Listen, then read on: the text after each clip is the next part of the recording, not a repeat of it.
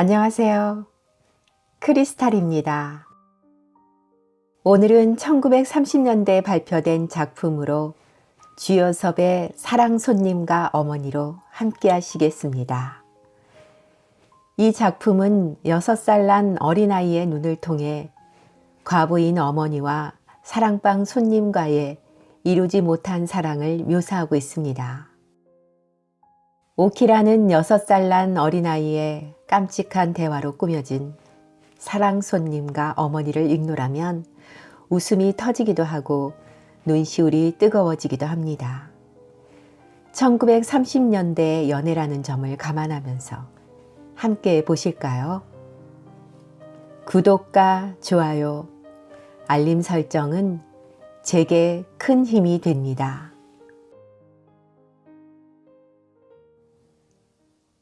사랑 손님과 어머니 1. 나는 금년 6살 난 처녀애입니다. 내 이름은 박오키이고요. 우리 집 식구라고는 세상에서 제일 이쁜 우리 어머니와 단 2식구뿐이랍니다. 아차, 큰일 났군. 외삼촌을 빼놓을 뻔했으니. 지금 중학교에 다니는 외삼촌은 어디를 그렇게 싸돌아다니는지 집에는 끼니 때나 외에는 별로 붙어있지를 않아 어떤 때는 한 주일씩 가도 외삼촌 코빼기도 못 보는 때가 많으니까요. 깜빡 잊어버리기도 예사지요. 뭘.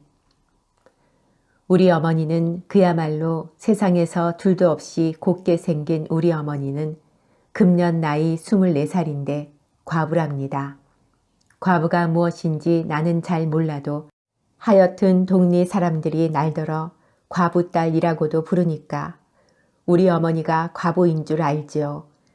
남들은 다 아버지가 있는데 나만은 아버지가 없지요.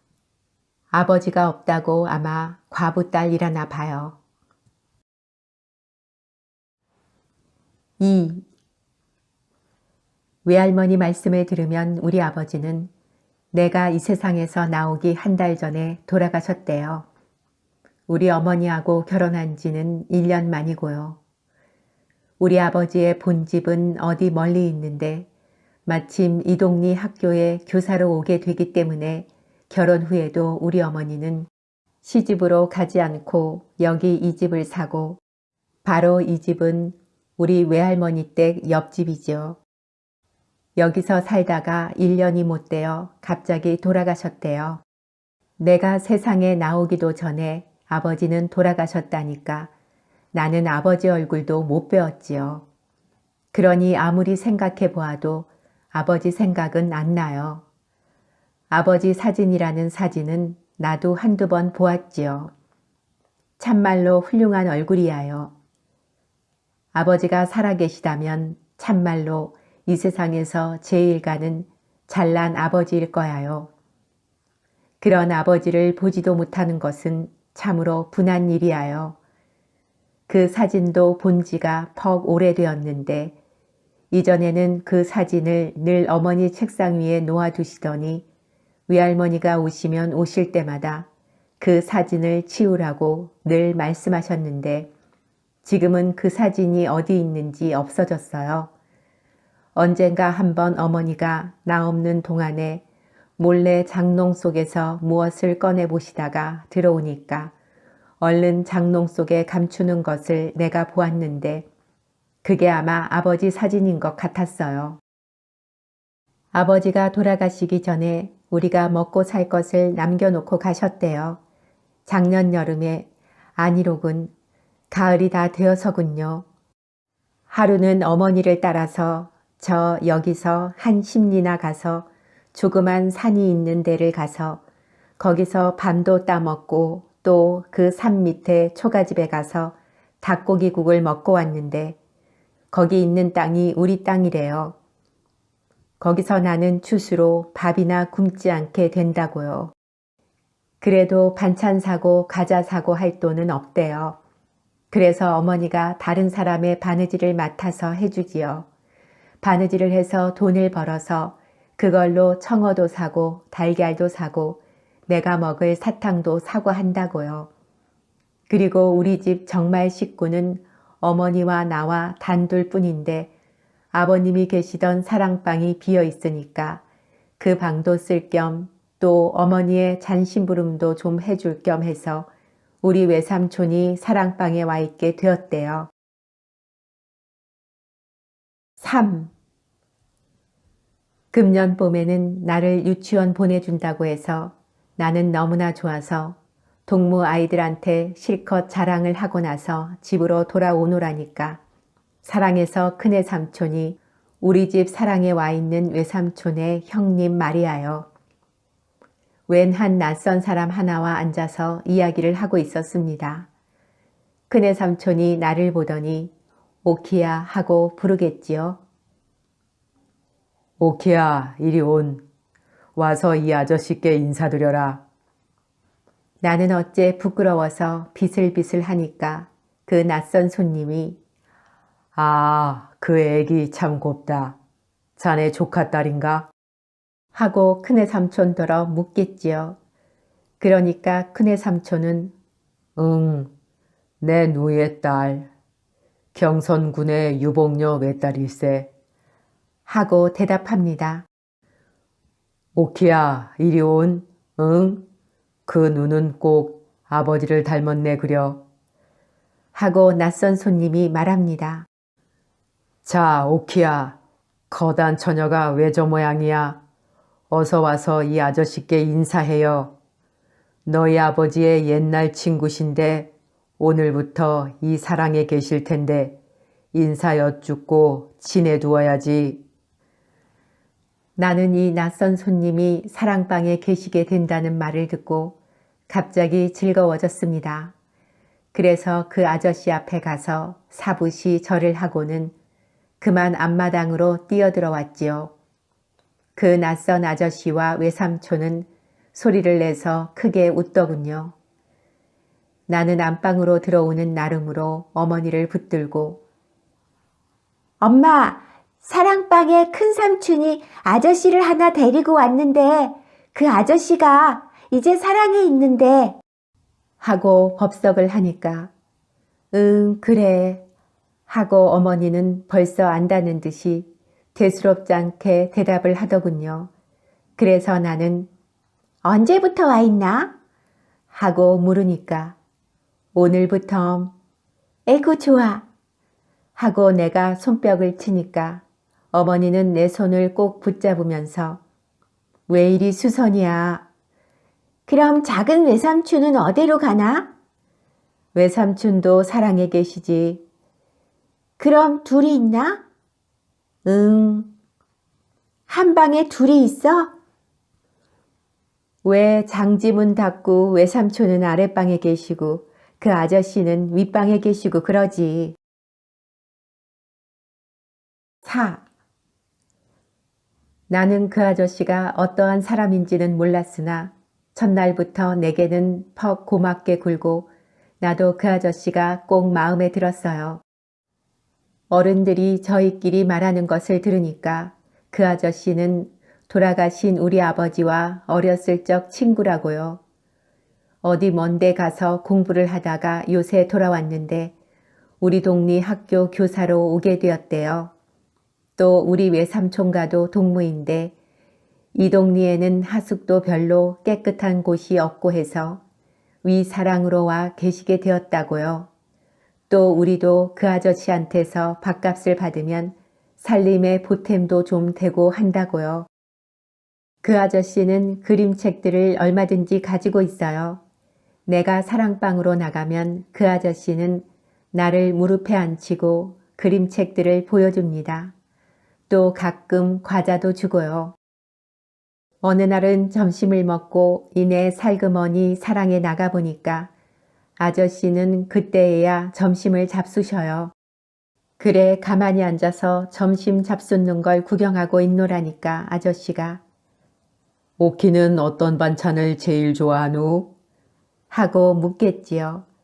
그래 삶은 달걀을 좋아한다고 했더니 마침 상에 놓인 삶은 달걀을 하나를 집어주면서 나더러 먹으라고 합니다. 나는 그 달걀을 벗겨 먹으면서 아저씨는 무슨 반찬이 제일 많나오? 하고 물으니까 그는 한참이나 빙그레 웃고 있더니 나도 삶은 달걀 하겠지요. 나는 좋아서 손뼉을 짤깍짤깍 치고 아, 나와 같네. 그럼 가서 어머니한테 알려야지. 하면서 일어서니까 아저씨가 꼭 붙들면서 그러지 말어. 그러시겠지요. 그래도 나는 한번 마음을 먹은 다음엔 꼭 그대로 하고야마는 성미지요. 그래 앞마당으로 뛰쳐들어가면서 엄마, 엄마, 사랑 아저씨도 나처럼 삶은 달걀을 제일 좋아한대. 하고 소리를 질렀지요. 떠들지 말어 하고 어머니는 눈을 흘기십니다.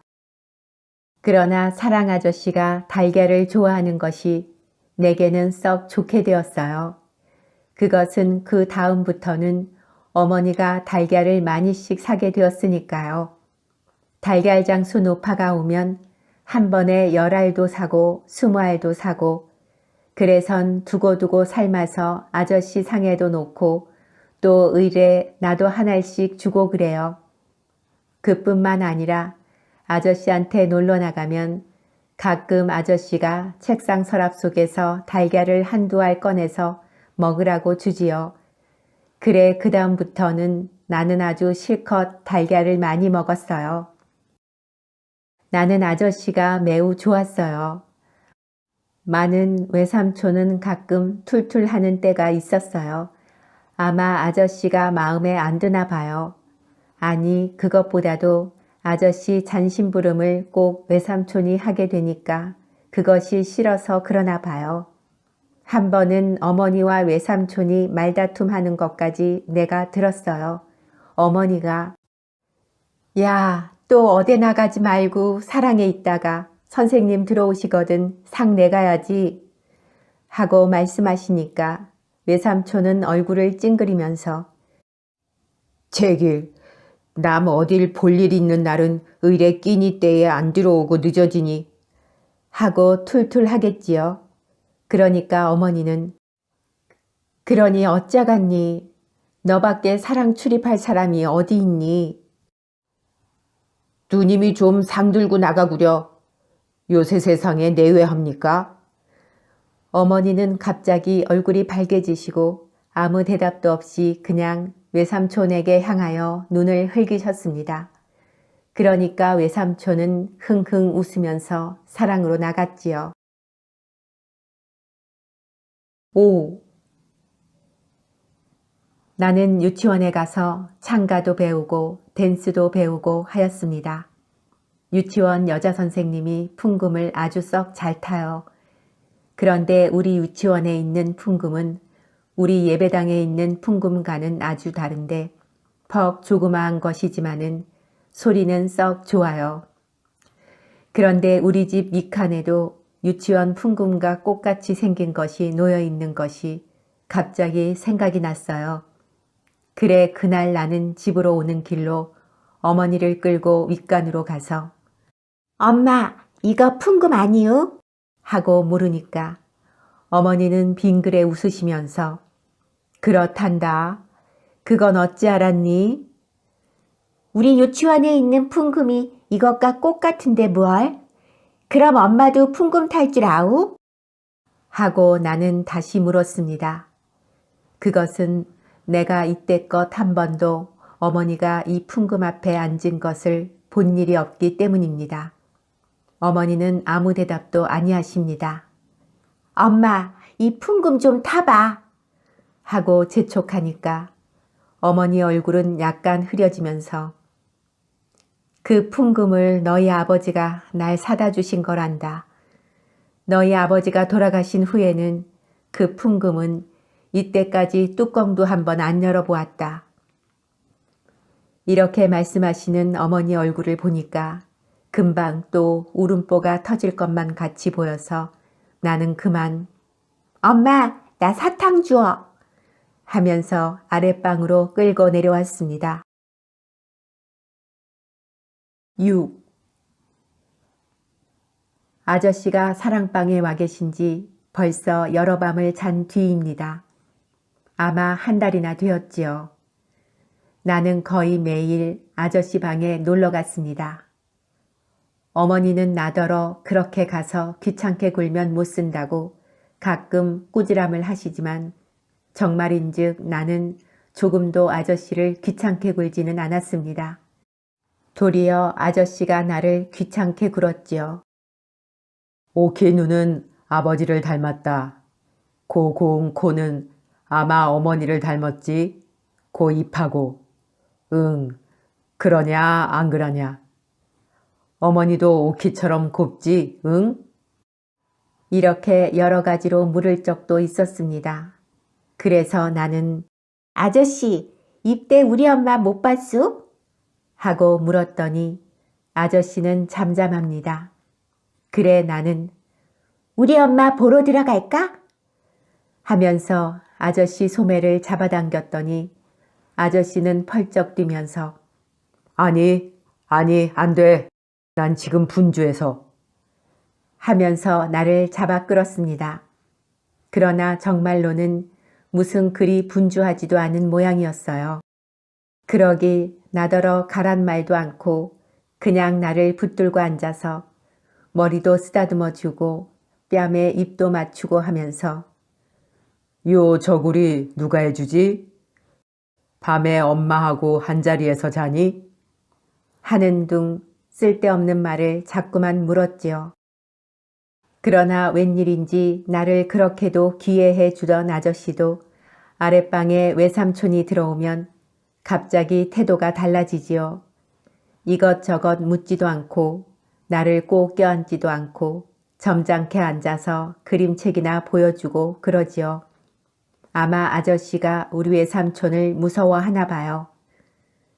하여튼 어머니는 나더러 너무 아저씨를 귀찮게 한다고 어떤 때는 저녁 먹고 나서 나를 방 안에 가두어두고 못 나가게 하는 때도 덜어 있었습니다.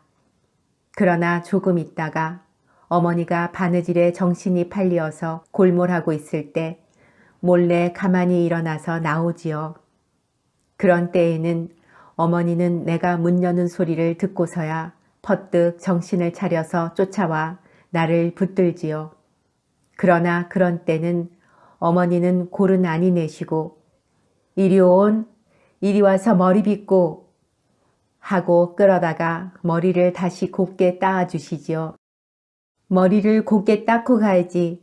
그렇게 되는 대로 하고 가면 아저씨가 숭보지 않니? 하시면서 또 어떤 때에는 머리를 다 따아주시고는 저고리가 이게 뭐하냐?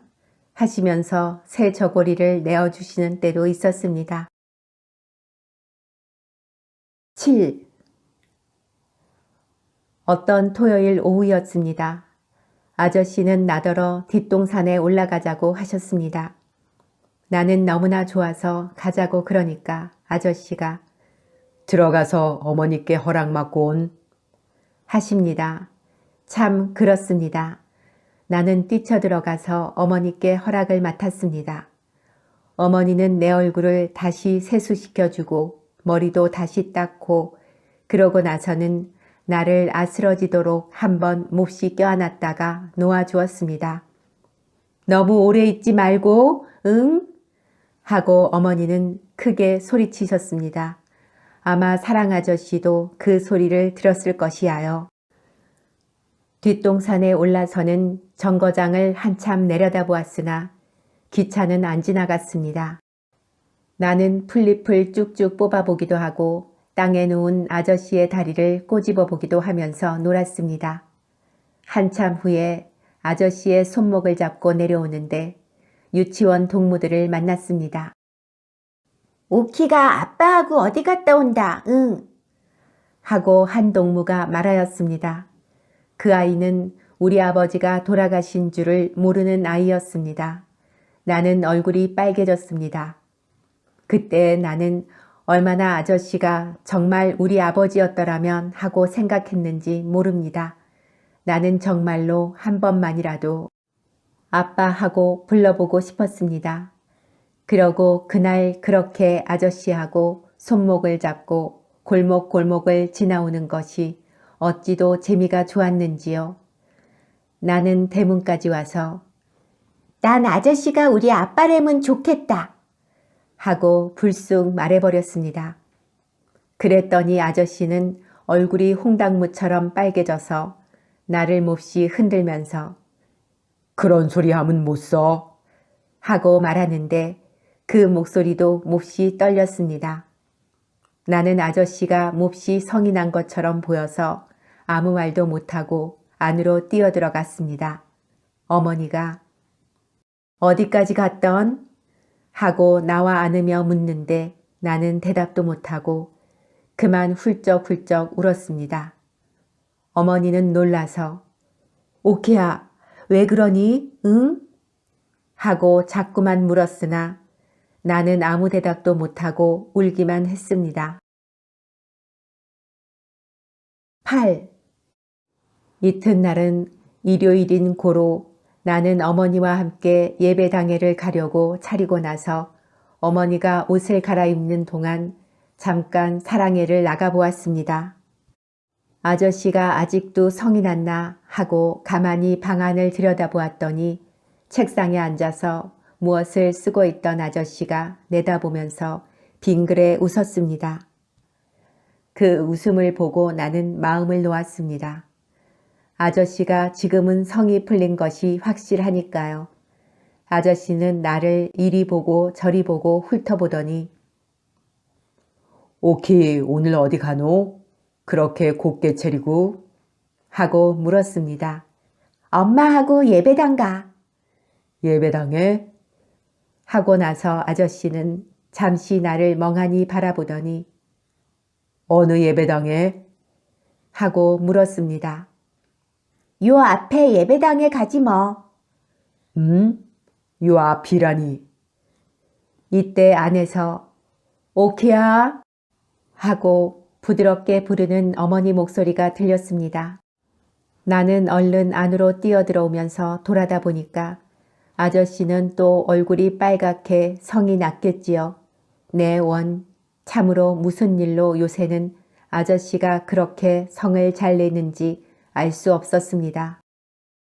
예배당에 가서 찬미하고 기도하다가 기도하는 중간에 갑자기 나는 혹시 아저씨도 예배당에 오지 않았나 하는 생각이 나서 눈을 뜨고 고개를 들어 남자석을 바라다 보았습니다. 그랬더니 바로 거기에 아저씨가 와 앉아 있겠지요. 그런데 아저씨는 어른이면서도 눈 감고 기도하지 않고 우리 아이들처럼 눈을 뻔히 뜨고 여기저기 두리번 바라봅니다. 나는 얼른 아저씨를 알아보았는데 아저씨는 나를 못 알아보았는지 내가 빙그레 웃어 보여도 웃지도 않고 멀거니 바라보고만 있겠지요. 그래 나는 손을 흔들었지요. 그러니까 아저씨는 얼른 고개를 숙이고 말더군요. 그때 어머니가 내가 팔 흔드는 것을 깨닫고 두 손으로 나를 붙들고 끌어당기더군요. 나는 어머니 귀에다 입을 대고 저기 아저씨도 왔어. 하고 속삭이니까 어머니는 흠칫하면서 내 입을 손으로 막고 막 끌어잡아다가 앞에 앉히고 고개를 누르더군요. 보니까 어머니도 얼굴이 홍당무처럼 빨개졌고요. 그날 예배는 아주 젬병이었어요. 웬일인지 예배가 다 끝날 때까지 어머니는 성이 나서 강대만 향하여 앞으로 바라보고 앉았고 이전 모양으로 가끔 나를 내려다보고 웃는 일이 없었어요. 그리고 아저씨를 보려고 남자석을 바라다 보아도 아저씨도 한 번도 바라다 보아 주지 않고 성이 나서 앉아있고 어머니는 나를 보지도 않고 공연히 꽉꽉 잡아당기지요. 왜 모두들 그리 성이 났는지. 나는 그만 의아하고 한번 울고 싶었어요. 그러나 바로 멀지 않은 곳에 우리 유치원 선생님이 앉아있는 고로 울고 싶은 것을 아주 억지로 참았답니다. 9. 내가 유치원에 입학한 후 처음 얼마 동안은 유치원에 갈 때나 올 때나 외삼촌이 바래다 주었습니다. 그러나 여러 밤을 자고 난 뒤에는 나 혼자서도 넉넉히 다니게 되었어요. 그러나 언제나 내가 유치원에서 돌아오는 때이면 어머니가 옆대문, 우리 집에는 대문이 사랑대문과 옆대문 둘이 있어서 어머니는 늘 이 옆대문으로만 출입하시는 것이었습니다. 밖에 기다리고 섰다가 내가 다름질 쳐 가면 안고 집 안으로 들어가곤 하는 것이었습니다. 그런데 하루는 어쩐 일인지 어머니가 대문가에 보이지를 않겠지요. 어떻게도 화가 나던지요. 물론 머릿속으로는 아마 외할머니 댁에 가셨나 보다 하고 생각했지만은 하여튼 내가 돌아왔는데 문간에서 기다리지 않고 집을 떠났다는 것이 몹시 나쁘게 생각되더군요. 그래서 속으로 오늘 엄마를 좀 더 골려야겠다 하고 생각하고 있는데 옆대문 밖에서 아이고 애가 원 벌써 왔나? 하는 어머니 목소리가 들리더군요. 그 순간 나는 얼른 신을 벗어들고 안방으로 뛰어들어가서 벽장문을 열고 그 속에 들어가서 숨어버렸습니다. 오키야, 오키 너 여태 안 왔니? 하는 어머니의 목소리가 바로 뜰에서 나더니 여태 안 왔군 하면서 밖으로 나가는 모양이었습니다. 나는 재미가 나서 혼자 흥흥 웃었습니다. 한참을 있더니 집에서는 온통 야단이 났습니다.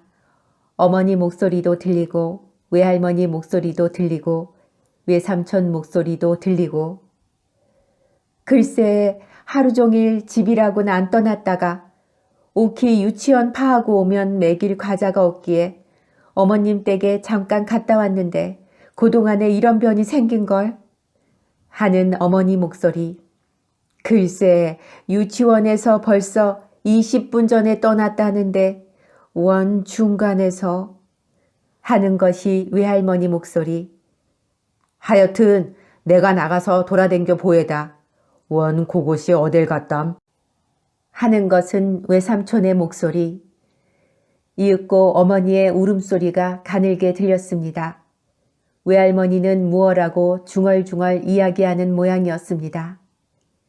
이젠 그만하고 나갈까 하고도 생각했으나 지난 주일날 예배당에서 성냈던 안가품을 해야지 하는 생각이 나서 나는 그냥 벽장 안에 누워 있었습니다.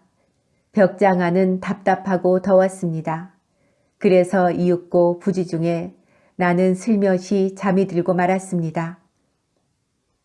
얼마 동안이나 잤는지요. 이윽고 잠을 깨어보니 아까 내가 벽장 안으로 들어왔던 것은 잊어버리고 참 이상스러운 데에 내가 누워있거든요. 어두컴컴하고 좁고 덥고 나는 갑자기 무서운 생각이 나서 엉엉 울기 시작했지요. 그러자 갑자기 어디 가까운 데서 어머니의 외마디 소리가 나더니 벽장 문이 벌컥 열리고 어머니가 달려들어서 나를 안아내렸습니다. 요 망할 거사 하면서 어머니는 내 엉덩이를 대번 때렸습니다. 나는 더욱더 소리를 내서 울었습니다. 그때 어머니는 나를 끌어안고 어머니도 따라 울었습니다. 오키야, 오키야, 응, 인젠 괜찮다. 엄마 여기 있지 않니? 응? 울지 마라 오키야. 엄마는 오키 하나면 그뿐이다. 오키 하나만 바라고 산다. 난 너 하나면 그뿐이야. 세상이 다 일이 없다. 오키만 있으면 바라고 산다. 오키야, 응? 울지 마라. 응, 울지 마라. 이렇게 어머니는 나더러 자꾸 울지 말라고 하면서도 어머니는 그치지 않고 그냥 자꾸자꾸 울었습니다. 외할머니는 원, 그것이 도깨비가 들렸단 말인가? 벽장 속엔 왜 숨는담? 하고 앉아있고 외삼촌은 에이, 재수 매유다 하면서 밖으로 나갔습니다. 10. 이튿날 유치원을 파하고 집으로 오게 된 때 나는 갑자기 어제 벽장 속에 숨었다가 어머니를 몹시 울게 했던 생각이 나서 집으로 돌아가기가 어쩐지 부끄러워졌습니다. 오늘은 어머니를 좀 기쁘게 해드려야 될 텐데 무엇을 갖다 드리면 기뻐할까 하고 생각하였습니다. 그러자 문득 유치원 안에 선생님 책상 위에 놓여있던 꽃병 생각이 났습니다. 그 꽃병에는 나는 이름도 모르나 곱고 빨간 꽃이 꽂혀 있었습니다.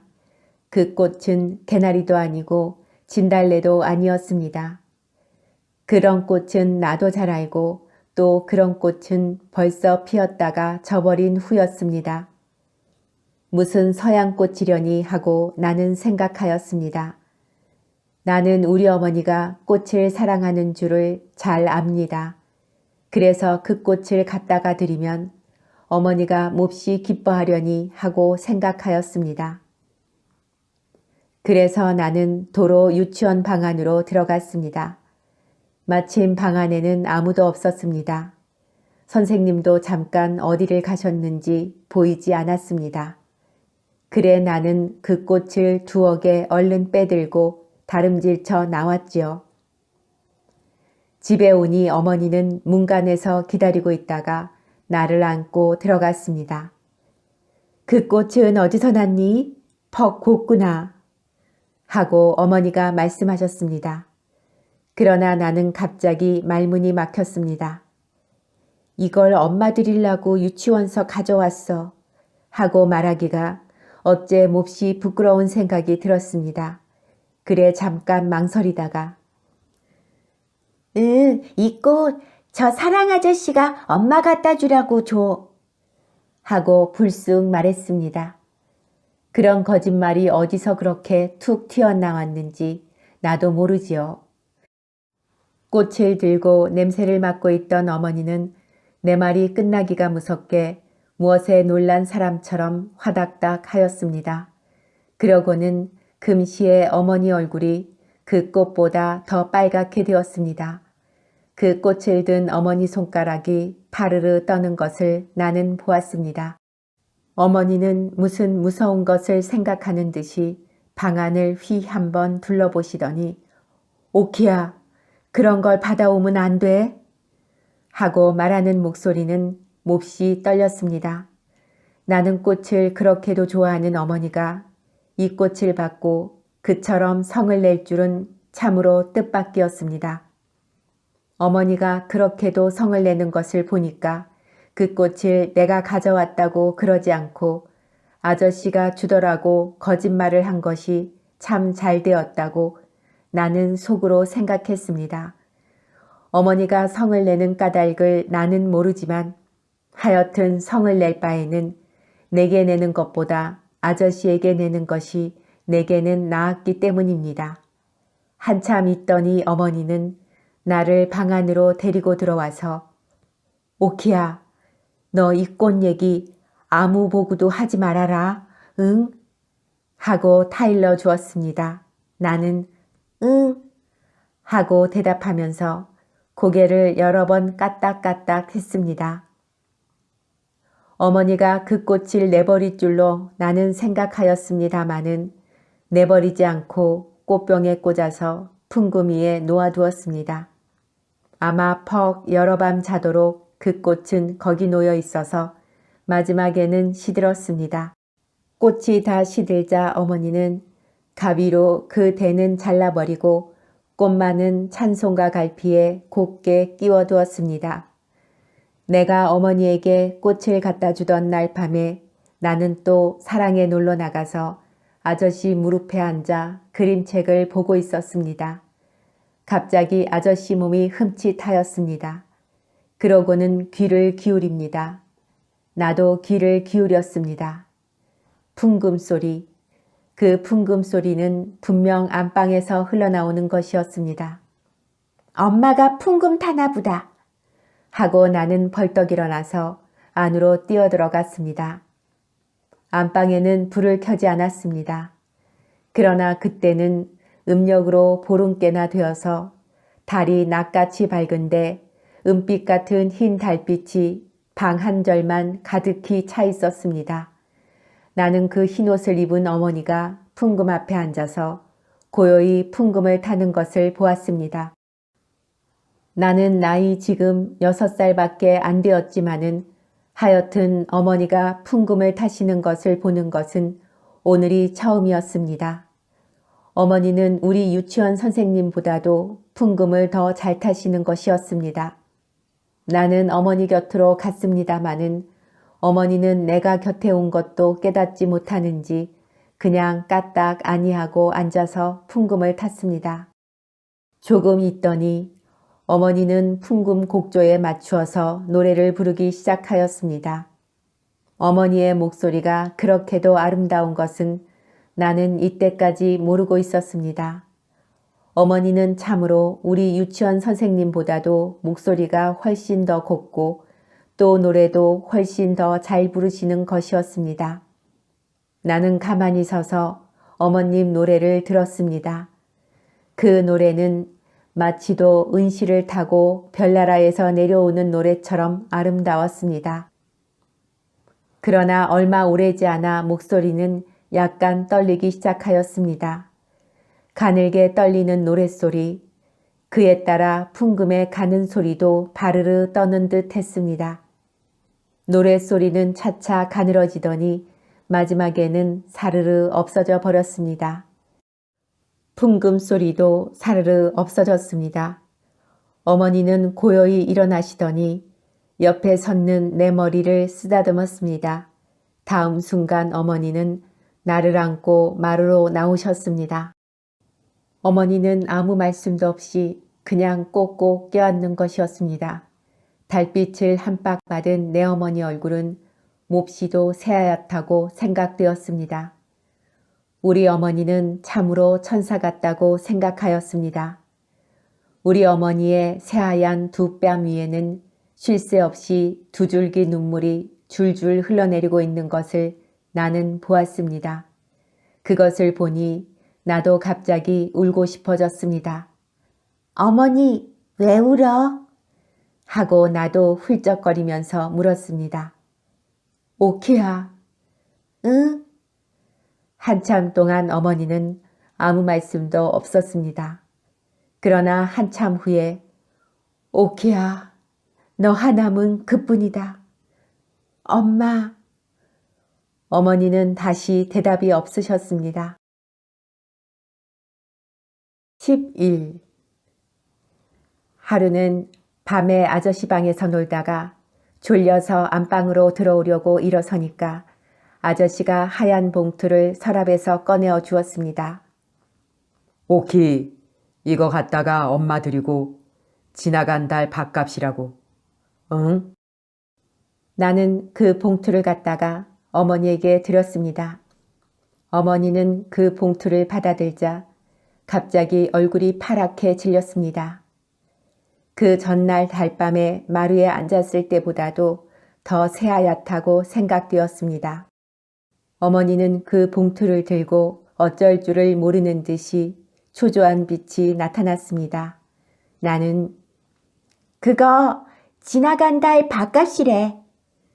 하고 말을 하니까 어머니는 갑자기 잠자다 깨나는 사람처럼 응? 하고 놀라더니 또 금시에 백지장같이 새하얗던 얼굴이 빨갛게 물들었습니다. 봉투 속으로 들어갔던 어머니의 파들파들 떨리는 손가락이 지전 몇 장을 끌고 나왔습니다. 어머니는 입술에 약간 웃음을 띠면서 후 하고 한숨을 내쉬었습니다. 그러나 그것도 잠깐, 다시 어머니는 무엇에 놀랐는지 흠칫하더니 금시에 얼굴이 다시 새하얘지고 입술이 바르르 떨렸습니다. 어머니의 손을 바라다 보니 거기에는 몇 장 외에 네모로 접은 하얀 종이가 한 장 잡혀 있는 것이었습니다. 어머니는 한참을 망설이는 모양이었습니다. 그러더니 무슨 결심을 한 듯이 입술을 악물고 그 종이를 차근차근 펴들고 그 안에 쓰인 글을 읽었습니다. 나는 그 안에 무슨 글이 쓰여 있는지 알 도리가 없었으나 어머니는 그 글을 읽으면서 금시에 얼굴이 파랬다 밝겠다 하고 그 종이를 든 손은 이제는 바들바들이 아니라 와들와들 떨려서 그 종이가 부석부석 소리를 내게 되었습니다. 한참 후에 어머니는 그 종이를 아까 모양으로 네모지게 접어서 돈과 함께 봉투에 넣어 반지 그릇에 던졌습니다. 그러고는 정신 나간 사람처럼 멀거니 앉아서 전등만 치어다 보는데 어머니 가슴이 불룩불룩합니다. 나는 어머니가 혹시 병이나 나지 않았나 하고 염려가 되어서 얼른 가서 무릎에 안기면서 엄마, 잘까? 하고 말했습니다. 엄마는 내 뺨에 입을 맞추어 주었습니다. 그런데 어머니의 입술이 어쩐지 그리도 뜨거운지요. 마치 불에 달군 돌이 볼에 와닿는 것 같았습니다. 한참을 자고 나서 잠이 채 깨지는 않았으나 어렴풋한 정신으로 옆을 쓸어보니 어머니가 없었습니다. 가끔 가다가 나는 그런 버릇이 있어요. 어렴풋한 정신으로 옆을 쓸면 어머니의 보드라운 살이 만져지지요. 그러면 다시 잠이 들어버리곤 하는 것이었습니다. 어머니가 자리에 없다는 것을 알게 되자 나는 갑자기 무서워졌습니다. 그래서 잠은 다 달아나고 눈을 번쩍 뜨고 고개를 돌려 살펴보았습니다. 방 안에는 불은 안 켰지만 어슴푸레하게 밝습니다. 뜰로 하나 가득한 달빛이 방 안에까지 희미한 밝음을 던져주는 것이었습니다. 윗목을 보니 우리 아버지의 옷을 넣어두고 가끔 어머니가 꺼내서 쓸어보시는 그 장롱문이 열려 있고 그 아래 방바닥에는 흰옷이 한 무더기 널려 있습니다. 그리고 그 옆에는 장롱을 반쯤 기대고 자리옷만 입은 어머니가 주춤하고 앉아서 고개를 위로 쳐들고 눈은 감고 무엇이라고 입술로 소곤소곤 외고 있는 것이 보였습니다. 아마 기도를 하나 보다 하고 나는 생각하였습니다. 나는 자리에서 일어나서 기어가서 어머니 무릎을 뻐개고 기어 들어갔습니다. 엄마, 무얼 해? 어머니는 소곤거리기를 그치고 눈을 떠서 나를 한참이나 물끄러미 들여다보십니다. 오키야. 응? 가서 자자. 엄마도 같이 자. 그래. 엄마도 같이 자.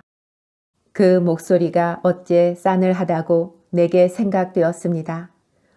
어머니는 돌아가신 아버지의 옷들을 한 가지씩 들고는 가만히 손바닥으로 쓸어보고는 장롱 안에 넣었습니다.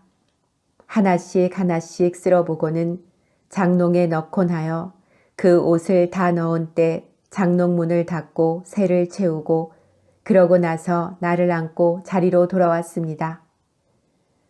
엄마, 우리 기도하고 자? 하고 나는 물었습니다. 어머니는 나를 밤마다 재워줄 때마다 반드시 기도를 하는 것이었습니다. 내가 할 줄 아는 기도는 주기도문 뿐이었습니다.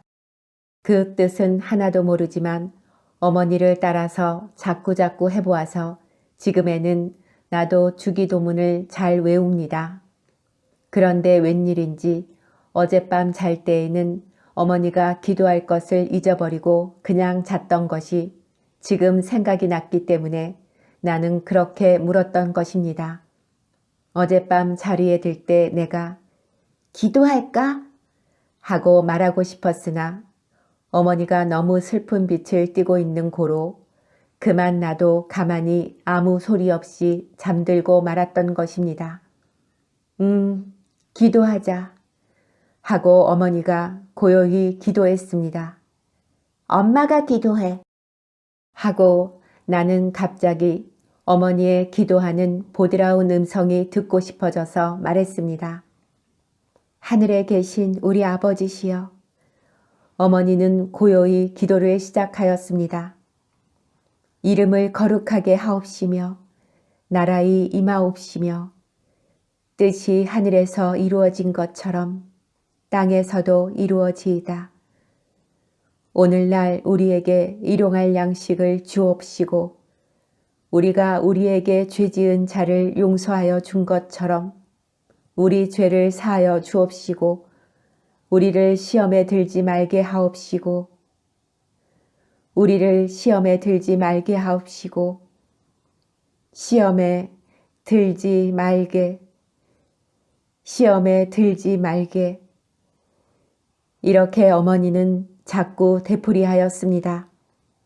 나도 지금은 막히지 않고 줄줄 외는 주기도문을 글쎄 어머니가 막히다니 참으로 우스운 일이었습니다.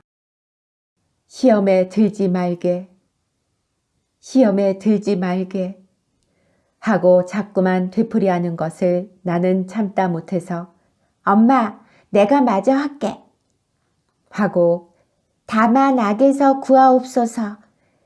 대개 나라와 권세와 영광이 아버지께 영원히 있사옵나이다. 하고 내가 끝을 마쳤습니다. 어머니는 한참이나 가만히 있다가 오래 후에야 겨우 아멘 하고 속삭이었습니다. 12. 요새 와서 어머니의 하는 일이란 참으로 알 수가 없는 노릇입니다. 어떤 때는 어머니도 퍽 유쾌하셨습니다. 밤에 때로는 풍금도 타고 또 때로는 찬송가도 부르고 그러실 때에는 나도 너무도 좋아서 가만히 어머니 옆에 앉아 듣습니다. 그러나 가끔 그 독창은 소리 없는 울음으로 끝을 맺는 때가 많은데 그런 때면 나도 따라서 울었습니다.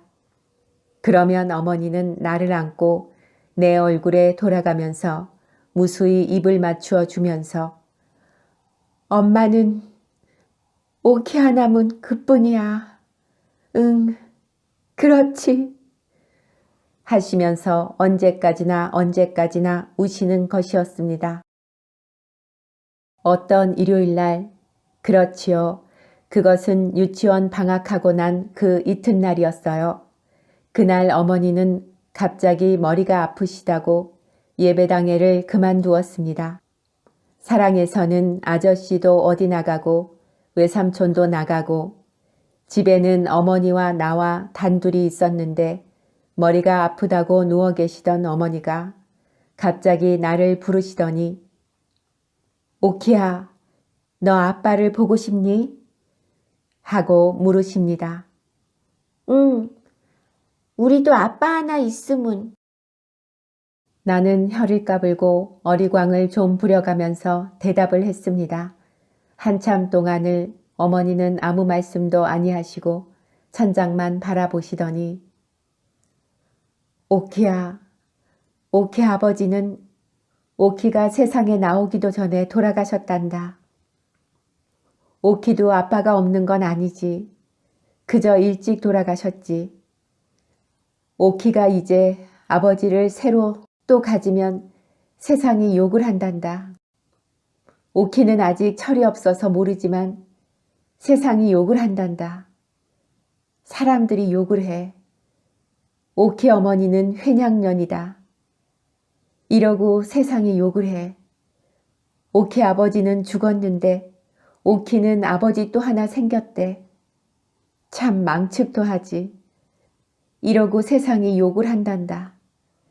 그리 되면 오키는 언제나 손가락질 받고 오키는 커도 시집도 훌륭한데 못 가고 오키가 공부를 해서 훌륭하게 돼도 그까짓 회냥년의 딸 이러고 남들이 욕을 한단다. 이렇게 어머니는 혼자 말하듯 드문드문 말씀하셨습니다. 그러고는 한참 있더니 오키야 하고 또 부르십니다. 응? 오키는 언제나 내 곁을 안 떠나지. 오키는 언제나 엄마하고 같이 살지.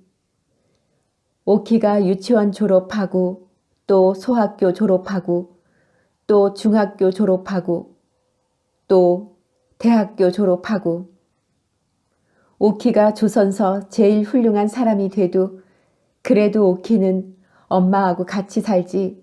응? 오키는 엄마를 얼만큼 사랑하나? 이만큼. 하고 나는 두 팔을 쫙 벌리어 보였습니다. 응?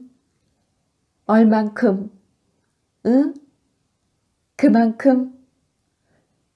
언제나 오키는 엄마만 사랑하지. 그리고 공부도 잘하고, 그리고 훌륭한 사람이 되고. 나는 어머니의 목소리가 떨리는 것으로 보아 어머니가 또 울까봐 겁이 나서 엄마, 이만큼 하면서 두 팔을 짝짝 벌리었습니다. 어머니는 울지 않으셨습니다. 그래. 오키 엄마는 오키 하나면 그뿐이야. 세상 다른 건 다 소용없어. 우리 오키 하나면 그만이야. 그렇지, 오키야? 응. 어머니는 나를 당기어서 꼭 껴안고 내 가슴이 막혀 들어올 때까지 자꾸만 껴안아 주었습니다. 그날 밤 저녁 먹고 나니까 어머니는 나를 불러앉히고 머리를 새로 빗겨주었습니다. 댕기도 새 댕기를 들여주고 바지, 저고리, 치마 모두 새 것을 꺼내 입혀주었습니다. 엄마, 어디 가? 하고 물으니까 아니 하고 웃음을 띠면서 대답합니다. 그러더니 새로 달인 하얀 손수건을 내려 내 손에 쥐어주면서 이 손수건 저 사랑 아저씨 손수건인데 이것 아저씨 갖다 드리고 와. 응? 오래 있지 말고 손수건만 갖다 드리고 이내 와. 응? 하고 말씀하셨습니다.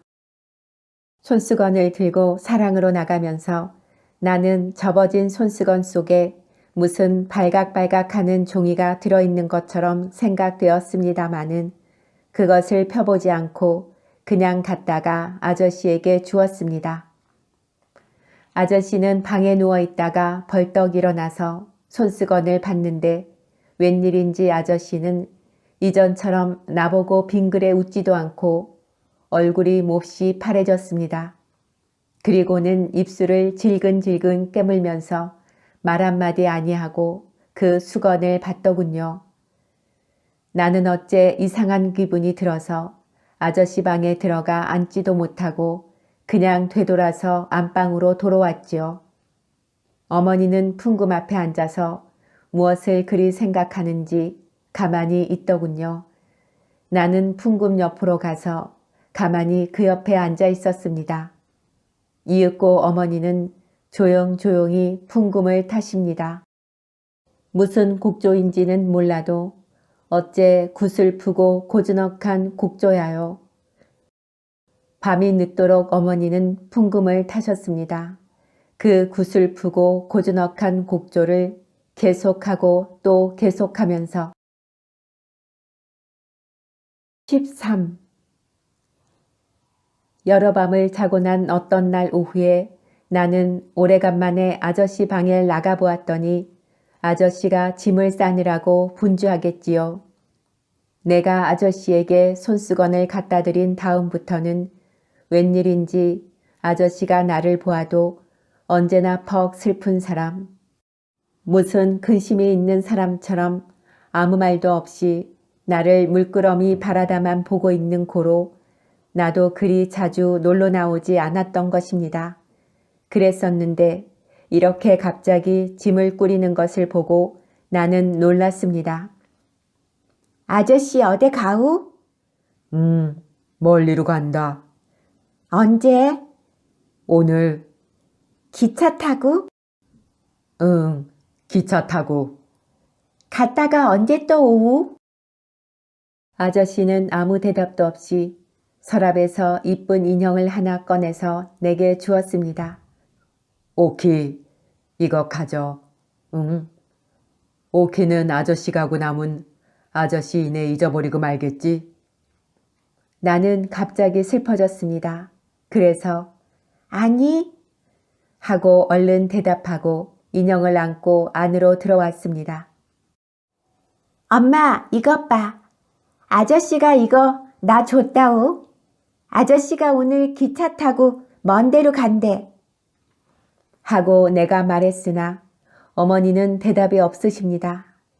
엄마, 아저씨 왜 가오? 방학했으니까 가지. 어디로 가오? 아저씨 집으로 가지 어디로 가. 갔다가 또 오우? 어머니는 대답이 없으십니다. 난 아저씨 가는 거 나쁘다.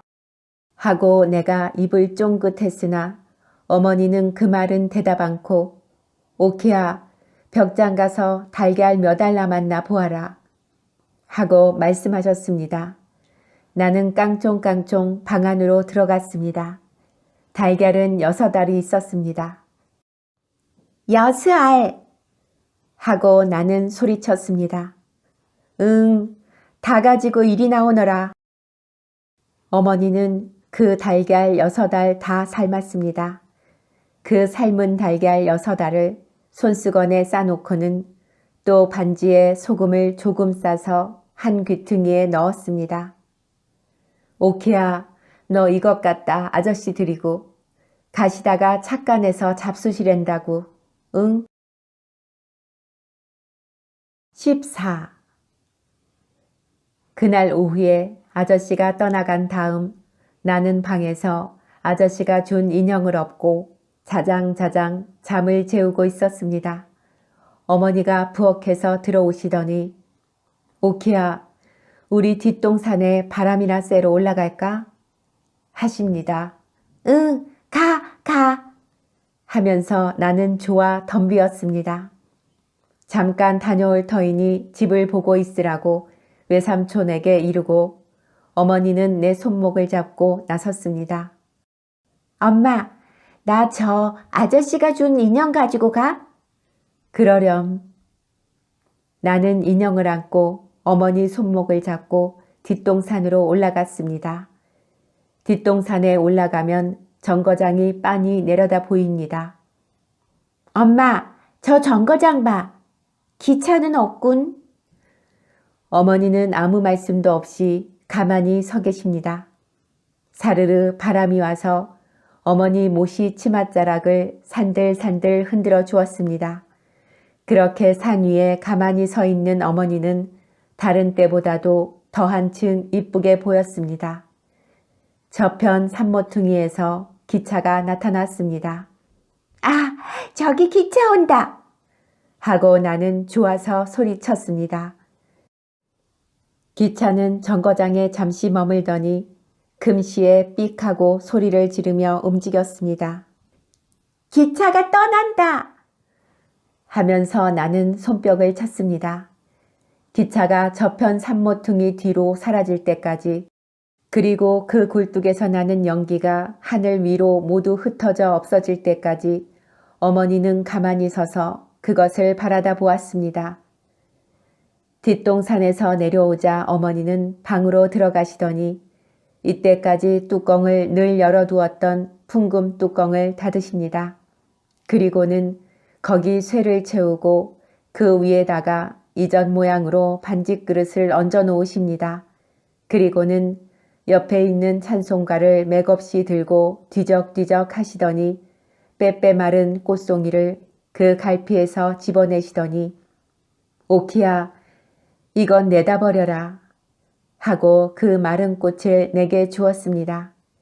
그 꽃은 내가 유치원에서 갔다가 어머니에게 드렸던 그 꽃입니다.